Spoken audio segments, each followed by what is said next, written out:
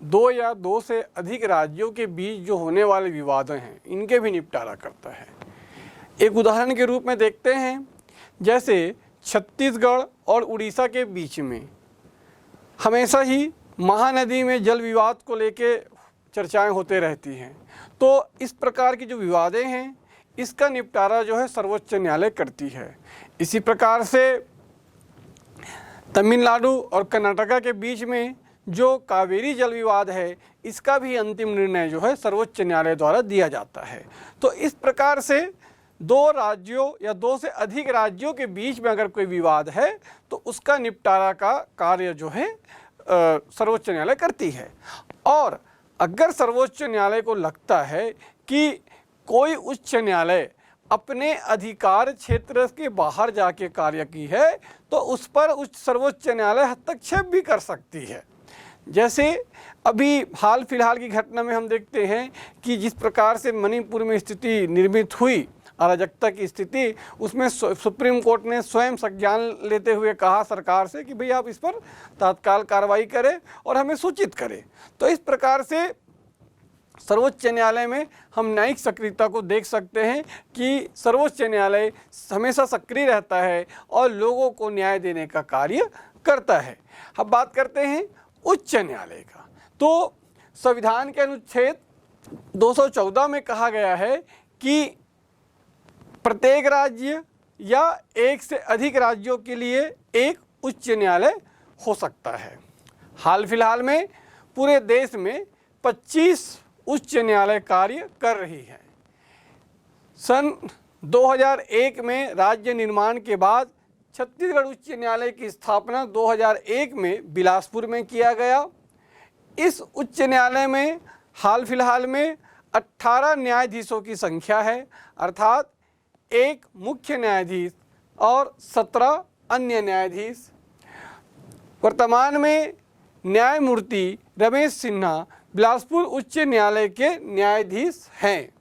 इनकी नियुक्ति उसी तरीके से कॉलेजियम माध्यम के तहत स्वीकृति के उपरांत राष्ट्रपति के द्वारा की जाती है। इनका जो सेवानिवृत्ति का वर्ष होता है वो 62 है, जबकि सर्वोच्च न्यायालय के न्यायाधीशों की सेवानिवृत्ति की उम्र जो है 65 है और इनका जो है 62 है। तो इस प्रकार से उच्च न्यायालय कार्य करती है। उच्च न्यायालय भी मानव अधिकारों को संरक्षण प्रदान करती है, राज्य के नागरिकों को निःशुल्क विधिक सेवाएं प्रदान करती है। अगर कोई व्यक्ति जो न्यायालयीन प्रक्रिया में फंसा हुआ है, अगर उसके पास वकील करने की व्यवस्था नहीं है तो ऐसे प्रकरणों के लिए ऐसे आम जनों को सरकारी वकील मुहैया कराई जाती है। इसी प्रकार से निचली अदालतें अगर कोई फैसले लेती है जिला स्तर पे तो ऐसे फैसलों को भी आप सर्वोच्च न्यायालय में, उच्च न्यायालय में जो है चुनौती दे सकते हैं। आगे जो भी राज्य के क्षेत्राधिकार में आने वाले जो भी प्रकरण होंगे, ऐसे प्रकरणों को उच्च न्यायालय जो है देखती है या उस पर निर्णय देती है। इसी प्रकार से जिला स्तर पे जिला न्यायालय की जिला अदालतों का गठन किया गया है। इसमें प्रथम और द्वितीय श्रेणी के न्यायाधीश होते हैं जो जिला स्तर पर होने वाली विवादों का निपटारा करती है।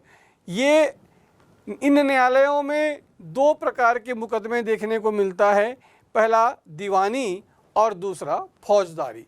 दीवानी मुकदमे जो संपत्ति, पारिवारिक विवाद, पति पत्नी का तलाक या संपत्ति का बंटवारा जैसे विषयों पर आधारित होता है।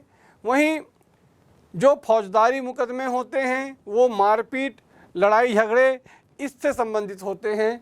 इस प्रकार से दो अलग अलग प्रकार से न्यायिक व्यवस्था को बांटा गया है और उन जिला न्यायालयों के अधीनस्थ जो है अधीनस्थ न्यायालय कार्य करती है, जो छोटे छोटे मुकदमे जो होते हैं उनका निपटारा करती है। इस प्रकार से देखते हैं भारत में एक मजबूत और सशक्त न्यायिक व्यवस्था सुप्रीम कोर्ट से लेकर उच्च न्यायालय, जिला न्यायालय और अधीनस्थ न्यायालय का गठन किया गया है। इस न्यायिक प्रक्रिया का जो सबसे बड़ा उद्देश्य है कि आम लोगों को, देश के लोगों को त्वरित और सुलभ न्याय प्रदान करना। आप सभी जानते हैं कि भारतीय न्यायपालिका है तो सरल, लेकिन उसकी प्रक्रिया थोड़ी कठिन है और उसका बहुत बड़ा कारण शिक्षा का अभाव भी होता है। एक आम आदमी न्यायिक प्रक्रिया में फंसना नहीं चाहता। दूसरी ओर न्यायाधीशों की संख्या कम है, इसलिए अलग अलग राज्यों में या सुप्रीम कोर्ट में लाखों केस आज भी पेंडिंग है। तो इस प्रकार से कई बार कई सारे विषयों पर न्याय मिलने में विलम्ब हो जाता है। इस प्रकार से लेकिन न्यायपालिका चाहता है, न्यायिक व्यवस्था चाहती है कि कम से कम समय में अधिक से अधिक लोगों को न्याय प्रदान किया जाए। यही भारतीय न्यायपालिका की सबसे बड़ी खूबसूरती है। भारत निर्वाचन आयोग, देश जब आज़ाद हुआ, देश का संविधान बना, तो हमने संसदीय व्यवस्था को अपनाया और हमने शक्तियों का विकेंद्रीकरण किया। पंचायत से लेकर राज्यों तक और राज्य से लेकर केंद्र तक अलग अलग संस्थाओं का हमने गठन किया, चाहे वो संसद हो, चाहे वो विधानसभा हो राज्यों में, चाहे वो पंचायत स्तर पर पंचायत हो। अब प्रश्न ये आया कि इतने बड़े देश में जनप्रतिनिधियों का चुनाव कैसे होगा, जनप्रतिनिधियों का चुनाव कौन करेगा। तो इन उद्देश्यों को प्राप्त करने के लिए भारत निर्वाचन आयोग का गठन किया गया है, जिसे हम इलेक्शन कमीशन भी कहते हैं। 25 जनवरी 1950 को भारत निर्वाचन आयोग की स्थापना की गई। इस दिन को हम प्रतिवर्ष राष्ट्रीय मतदाता दिवस के रूप में भी बनाते हैं। इस भारत निर्वाचन आयोग के हाल फिलहाल में जो मुख्य निर्वाचन आयुक्त है, उनका नाम है राजीव कुमार और उनके 2 और सहयोगी हैं। जब निर्वाचन आयोग का गठन हुआ 1950 में, तब से लेकर 1989 तक मात्र एक सदस्य अर्थात सिर्फ मुख्य निर्वाचन आयुक्त हुआ करते थे, जो पूरे निर्वाचन आयोग को चलाते थे। 1989 के बाद 3 सदस्यीय निर्वाचन आयोग का व्यवस्था किया गया और जिसमें एक मुख्य निर्वाचन आयुक्त और दूसरे जो 2 जो होते हैं सदस्य होते हैं या सहायक आयुक्त होते हैं। इस प्रकार से सदस्यीय निर्वाचन आयोग का गठन जो है भारत में किया गया और निर्वाचन की प्रक्रिया को वो आगे बढ़ाते हैं। अब निर्वाचन आयोग के सदस्य या आयुक्त कौन होगा? वरिष्ठ अधिकारी जिन्हें निर्वाचन का अनुभव हो। ये सरकार की सलाह पर राष्ट्रपति के द्वारा निर्वाचन आयोग के पदाधिकारियों की नियुक्ति होती है। इनका कार्यकाल 6 वर्ष का होता है या 65 वर्ष, अधिकतम 6 वर्ष तक काम कर सकते हैं या 65 वर्ष रिटायरमेंट की अवधि तक काम कर सकते हैं। इसी प्रकार से अगर ऐसा माना जाएगा कि इनके द्वारा असंवैधानिक कार्य या किसी प्रकार से कदाचार का कोई कार्य पाया जाता है, तो इनको भी महाभियोग के माध्यम से पद से हटाया जा सकता है। हाल फिलहाल में अभी तक किसी भी निर्वाचन आयुक्त को इस प्रकार से महाभियोग से हटाने की आवश्यकता नहीं पड़ी। तो निर्वाचन आयोग करता क्या है? सामान्यतः एक आम मतदाता के मन में ये सवाल उठता है, या आम मतदाता जानता नहीं है कि निर्वाचन आयोग होता क्या है, या थोड़ा पढ़े लिखे लोग जब चुनाव का समय आता है तब देखते हैं कि भाई हाँ, निर्वाचन आयोग अब सक्रिय हो गया है। जिस प्रकार से भारत निर्वाचन आयोग है, उसी प्रकार से राज्यों में राज्य निर्वाचन आयोग भी कार्य करती है। भारत निर्वाचन आयोग मुख्य रूप से जो निर्वाचन कराती है, उसमें राष्ट्रपति का निर्वाचन, उपराष्ट्रपति का निर्वाचन, राज्यसभा के सदस्यों का निर्वाचन, लोकसभा के सदस्यों का निर्वाचन और राज्य विधानसभा के सदस्यों का निर्वाचन कराने की महती जिम्मेदारी जो होती है वो मुख्य भारत निर्वाचन आयोग के कंधों पर होती है। ये काम करता क्या है? तो इसके बहुत सारे काम हैं और क्षेत्राधिकार भी है अलग अलग तरीके से। न्यायपालिका के समान ही भारत निर्वाचन आयोग के पास न्यायिक निर्णय लेने की भी क्षमता होती है। प्रायः हम एक आम आदमी 5 साल तक भारतीय निर्वाचन आयोग को नहीं जानता है, उसके कार्यों से अनभिज्ञ होता है। लेकिन जैसे ही चुनाव का समय आता है और जैसे ही सुनाई पड़ती है कि आचार संहिता लागू हो गया है, ये आचार संहिता जहां लागू होता है वहां से ही जो है निर्वाचन आयोग जो है बड़े ही सक्रिय रूप में सामने आना शुरू कर देता है।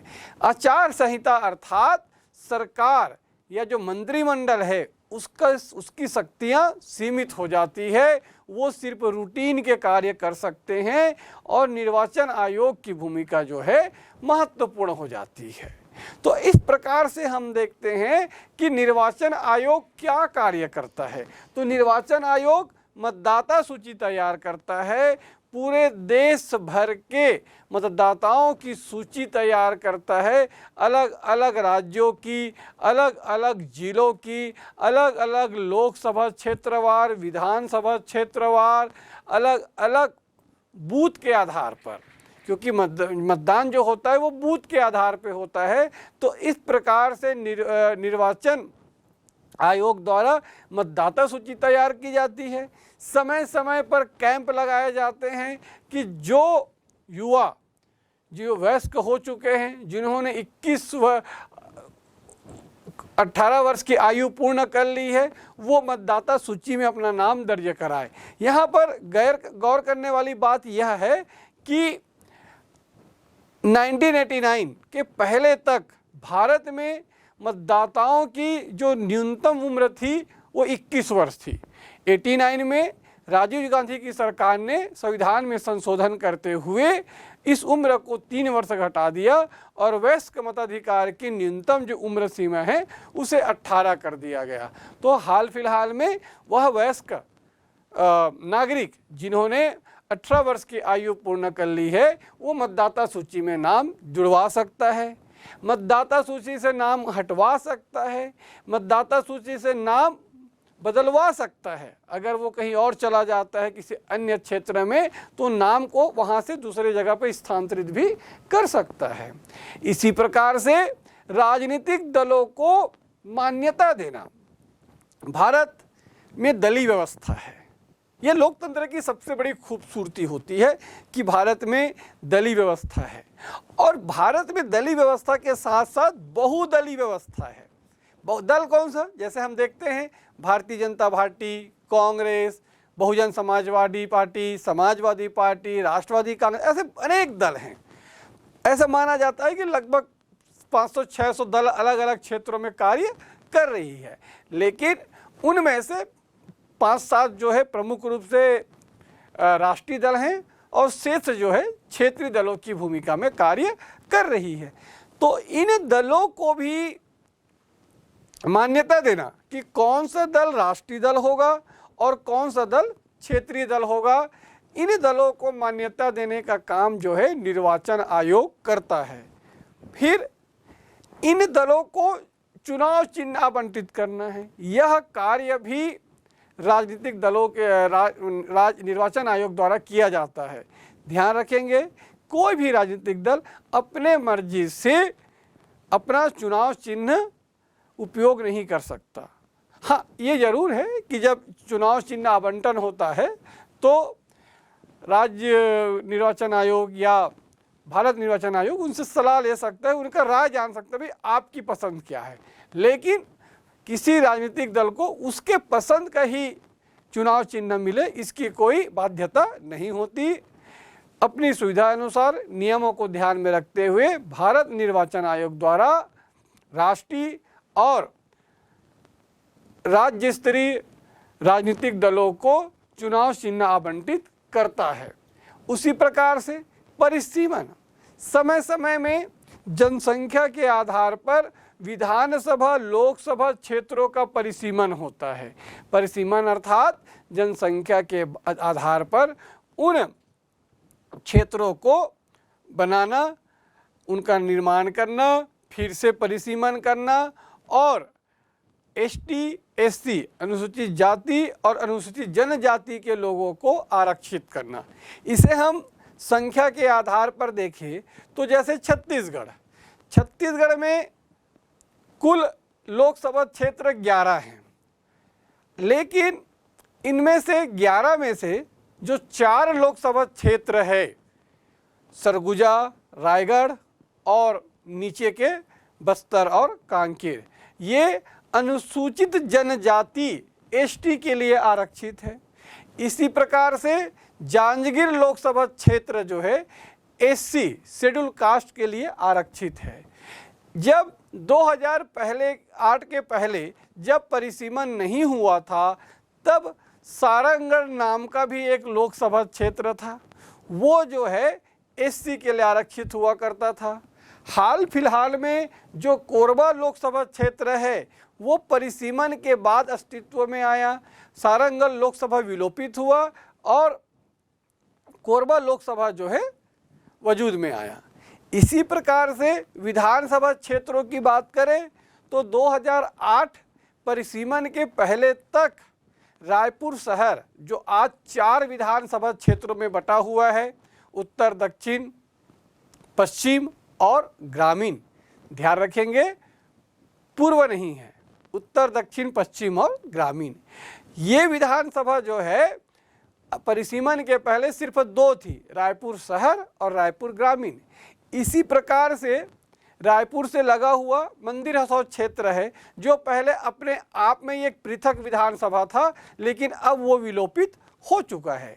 तो इसमें ध्यान देंगे कि कुल संख्या विधानसभा की 90 भी है, 90 बढ़ा नहीं है, संख्या बढ़ी नहीं है, लेकिन उसी संख्या में परिसीमन के आधार पर वर्तमान में देखते हैं तो छत्तीसगढ़ में 10 विधानसभा क्षेत्र अनुसूचित जाति के लिए और 29 विधानसभा क्षेत्र अनुसूचित जनजाति के लिए आरक्षित है और शेष 51 विधानसभा क्षेत्र जो है सामान्य है।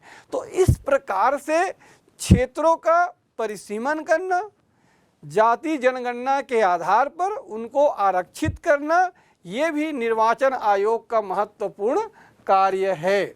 इसके बाद निर्वाचन का कार्य करना, समय समय पर जिन जिन राज्यों में विधानसभा चुनाव होते हैं उन राज्यों में जो है भारत निर्वाचन आयोग निर्वाचन कराती है। लोकसभा का निर्वाचन है, राष्ट्रपति का निर्वाचन है, उपराष्ट्रपति का निर्वाचन है, राज्यसभा के सदस्यों का निर्वाचन प्रत्येक 2 वर्ष में जब वो सीटें खाली होती है। तो इस प्रकार से समय समय पर हमें निर्वाचन आयोग की ज़रूरत या उनको याद तब करते जब चुनाव आता है, लेकिन ऐसे बहुत सारे कार्य होते हैं जो वो साल भर करते रहते हैं। देश के अलग अलग राज्यों में अलग अलग क्षेत्रों में चुनाव संपन्न कराते हैं। इस प्रकार से निर्वाचन आयोग कार्य करते रहता है। इसी प्रकार से आदर्श आचार संहिता, जैसे ही किसी राज्य में निर्वाचन की तिथि घोषित होती है तो आदर्श आचार संहिता जो है लागू की जाती है। आदर्श आचार संहिता इसलिए लागू करनी पड़ती है ताकि जो सरकार सत्तासीन है वो अपने पदों का, अपने पावर का, अपने शक्तियों का दुरुपयोग ना करे। उनको नियंत्रित करने के लिए, उनको अंकुश करने के लिए जो है आदर्श आचार संहिता जो है लागू की जाती है। उसके बाद जो सरकार होती है, चाहे वो मंत्रिमंडल ही क्यों ना हो, उसकी जो शक्तियां हैं वो सीमित हो जाती है। विशेषकर किसी अधिकारी या कर्मचारी की नियुक्ति या उसकी स्थानांतरण जैसे मुद्दों पर जो है आचार संहिता जो है बहुत प्रभावी हो जाता है। जैसे ही किसी अधिकारी कर्मचारी पर यह आरोप लगता है कि वह आदर्श आचार संहिता का पालन नहीं कर रहा है तो निर्वाचन आयोग उस पर कार्रवाई कर सकती है। इसी प्रकार से समय समय पर मतदाताओं को प्रशिक्षण प्रदान करना, ब्लॉक स्तर पर, बूथ स्तर पर मतदाताओं को एकत्रित करके उन्हें बताया जाता है कि कैसे हम चुनाव में भाग ले सकते हैं। हमें यह जानना पड़ेगा कि भारत की जनसंख्या के हिसाब से यहाँ की जो शिक्षा व्यवस्था है या शिक्षा का जो स्तर है वो बहुत कम है। आज भी बहुत सारे ऐसे मतदाता हैं जो अशिक्षित हैं, कम पढ़े लिखे हैं। तो और ख़ासकर जब हम ईवीएम का प्रयोग कर रहे हैं, आज हम मतदान में वोटिंग मशीन का उपयोग कर रहे हैं, तो ऐसी स्थिति में मतदाताओं का प्रशिक्षण जो है अनिवार्य हो जाता है कि मतदाताओं को ये बताया जाए कि किस प्रकार की निर्वाचन प्रणाली है, कैसे निर्वाचन होता है, कैसे आप अपने मताधिकार का प्रयोग बिना किसी भय के, ध्यान रखेंगे निर्वाचन आयोग निष्पक्ष और स्वतंत्र निर्वाचन कराने के लिए कटिबद्ध है। इसी प्रकार से अगर किसी सांसद या विधायक की योग्यता को लेकर अगर कोई प्रश्न उठता है तो इस पर भी जो है अंतिम निर्णय निर्वाचन आयोग को लेना पड़ेगा। ये जो प्रतिनिधि होते हैं चुनाव के समय, चाहे वो सांसद हो चाहे वो विधायक हो, जब वो चुनाव लड़ते हैं तो वो एक शपथ पत्र देते हैं और शपथ पत्र में एक विस्तृत जानकारी होती है उनके पूरी पारिवारिक और आय व्यय और बहुत सारे मुद्दों, न्यायिक प्रक्रिया, अगर उन पर कोई प्रकरण है वगैरह वगैरह बहुत सारी। तो अगर कोई बात छूट गई है, कोई बात का उन्होंने उल्लेख नहीं किया है और बाद में ऐसा कोई आरोप प्रत्यारोप उस प्रत्याशी पर या उस जीते हुए विधायक या सांसद पर लगता है, तो इस पर जो अंतिम निर्णय लेने का अधिकार जो है भारत निर्वाचन आयोग का है कि वो निर्णय लेगा। एक प्रकार से हम कह सकते हैं कि उसके पास एक न्यायिक निर्णय की भी स्थिति रहती है। इसी प्रकार से अगर किसी निर्वाचन क्षेत्र में या किसी मतदान केंद्र में, बूथ में कुछ अनियमितता पाई गई है तो वहाँ का चुनाव, वहाँ का निर्वाचन को भी रद्द कर सकती है, उस पर आगे उपचुनाव भी कराया जा सकता है। तो इस प्रकार से या पुनः वोटिंग कराई जा सकती है। इसी प्रकार से मतगणना के समय जब प्रत्याशी अगर किसी प्रकार से मतगणना में असंतुष्ट होता है तो रिकाउंटिंग, पुनः गणना का भी व्यवस्था निर्वाचन आयोग कर सकता है। अंतिम निर्वाचन आयोग जो है राष्ट्रपति और राज्यपाल को निर्वाचन संबंधी सलाह प्रदान करता है। इस प्रकार से पूरे देश में भारत निर्वाचन आयोग बड़े ही महत्वपूर्ण भूमिका में कठिन परिश्रम करते हुए अपने कार्यों को संपादित करता है। भारत विविधताओं का देश है, अलग राज्यों की अलग अलग परिस्थिति है, अलग अलग वहाँ की प्राकृतिक वातावरण है, भौगोलिक वातावरण है। कई बार निर्वाचन आयोग को निर्वाचन संपन्न कराने के लिए पहाड़ों में चढ़ना पड़ता है, उसे नदियां पार करनी पड़ती है, जंगलों में जाना पड़ता है और निर्वाचन आयोग का ये उद्देश्य होता है कि कोई भी मतदाता जो है अपने मताधिकार के से वंचित ना हो, प्रत्येक मतदाता अपने मताधिकार का प्रयोग करे। और हाल फिलहाल में हम देखते हैं पूरे देश में तो लगभग आधे से अधिक 65% 70% मतदान जो है देखने को हमें मिलता है। हाल ही में जो छत्तीसगढ़ में मतदान हुआ उसमें 75 से 76% मतदाताओं ने अपने मताधिकार का प्रयोग किया। ये काफ़ी अच्छा है और कई एक विधानसभा कई बूथों में तो 90-95 100% मतदान होता है। यह और ही उल्लेखनीय है, बड़ा अच्छी बात है। मतदाताओं में लगातार जागरूकता आ रही है और मतदाताओं को जागरूक करने का कार्य कहीं ना कहीं भारत निर्वाचन आयोग ने किया है। वो भी एक दौर था जब भारत में ये निर्वाचन आयोग या निर्वाचन प्रक्रिया पर लगातार ये उंगलियां उड़ते रही कि मतदान केंद्रों को कैप्चर कर लिया जाता था, जो मत पेटियां थी उसको उठा के जो है बंदूक के दम पे ले जाया करते थे। ऐसी बहुत सारी घटनाएं पहले हुआ करती थी और इन सब को तोड़ निकालते हुए जो है ईवीएम मशीन लाया गया। हाल फिलहाल में हमारे यहाँ जो निर्वाचन की प्रक्रिया है पंचायतों को छोड़ दे तो बाकी शेष जगहों पर ईवीएम मशीन के माध्यम से निर्वाचन होता है। इससे उसकी साख और उसकी पारदर्शिता को मजबूती मिली है। इस प्रकार से निर्वाचन आयोग जो है पूरे देश में कार्य करती है।